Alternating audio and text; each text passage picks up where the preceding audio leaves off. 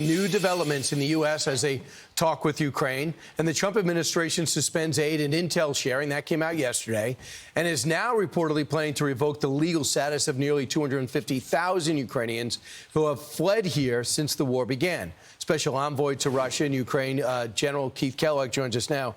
General, I know there was an emergency meeting of European allies without us yesterday in response to our pause in weapons and our hold off on sharing intelligence.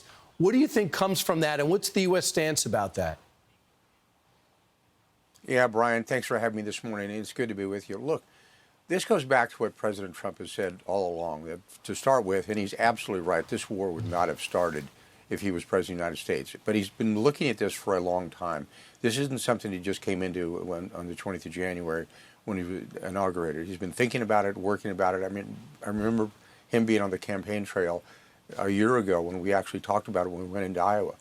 And look, he's basically said, look, this war is an endless war right now. It's in almost a stalemate condition, and this war has got to stop. What you're looking at, the levels of destruction is horrific. It's World War II level of destruction. And the president sees that, and he said consistently that he wants the war to stop. He needs to end the killing. He's been very, very good at that. And when he looks at the Europeans, he's trying to bring them along the same way, saying, look, you've got to come to some type of negotiated solution to this.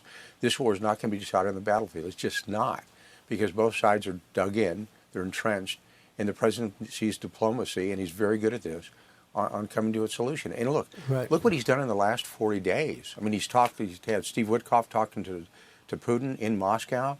You know, I've been into Kyiv talking to Zelensky. He's got an all-star team. When you look at Bessent from Treasury, and you look at Steve Witkoff, the special negotiator that working with Russia.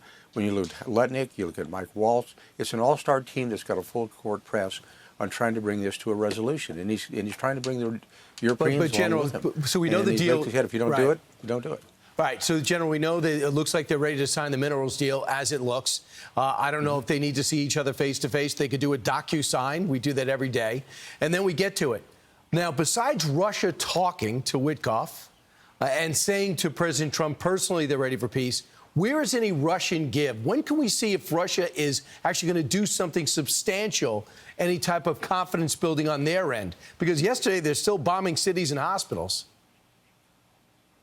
Well, you know, Brian, this is a war. This is the reason why President Trump wants it to stop. You know, war's not pristine, and that's where President Trump really sees that. And he sees the horrific casualties and the damage to the cities. And he made that comment earlier last Friday when he talked about the damage to the cities.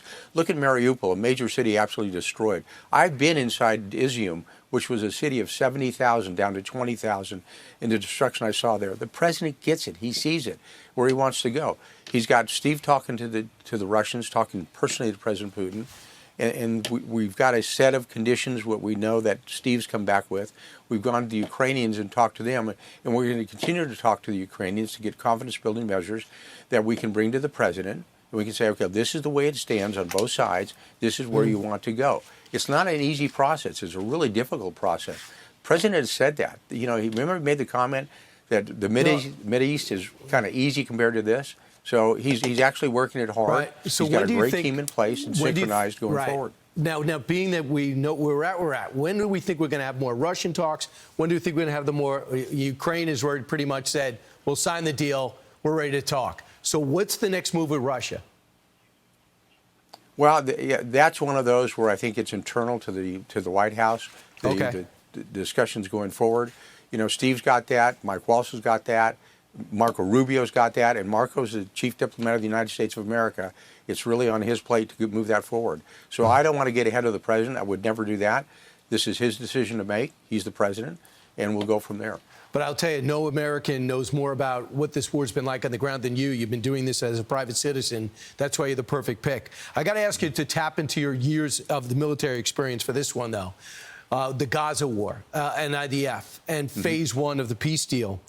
Yesterday, the president put Yeah. out a Truth Social post after meeting with some of the surviving hostages. He said, Shalom Hamas means hello and goodbye. You can choose. Release all of the hostages now, not later, and immediately return all of the dead bodies of the people you murdered, or it's over for you. Release the hostages now, or there will be hell to pay. It's a little bit longer, but you get the theme. He says, I'm going to give the IDF everything they need to finish you off. Get in the mind of a terrorist. How are they going to internalize this? Well, they're not reading the room very well. Look, Eden Alexander is the last American alive that's a hostage, and they've got 4 dead Americans they want to bring back to the United States. Look, this is something you guys just don't read President Trump very well. I go back to 2020, the last State of the Union, when in closing comments he made, if you harm an American, your life is forfeit. And months after that, we went and picked up a guy named Philip Watson in Africa. We sent SEAL Team 6 in there just to get one single American. That's the way the president thinks. It's almost like you're not reading the room, you're not reading the individual as president of the United States. He's been very, very clear. And they just don't seem to get it. And he's absolutely right. And the president has called this one right on the money. So if I was Hamas, I'd say, you know something, just release Alexander, get him back to the United States, release the 4 bodies that we believe you still have, and let's close this deal out. Otherwise, you're going to pay a horrible price. But this is not anything new with President Trump. But it's the way he is. It's the way he operates. Adam Bowler met face-to-face with Hamas leadership. Are you okay with that? And what do you think that does? Yeah, absolutely. Look, Adam Bowler, that's his job to do that. And Caroline Leavitt made those comments yesterday. This is the job of the special envoy for hostage affairs. And Adam's doing that. And Adam's very, very talented to do that. We just want to get the American back. Eden Alexander, he's the last one there. Bring him home. And that's what we're going to do. I think nobody can question, our efforts with Israel and supporting Israel against Hamas and Hezbollah as well, and also Iran. And this is just another step forward. I don't think people should get worried about the technicalities. This is just us trying to finish the job. Well, no doubt about it. The IDF will be the hammer if they do not produce the hostages. Thanks so much, General Kellogg. A lot on your shoulders, too.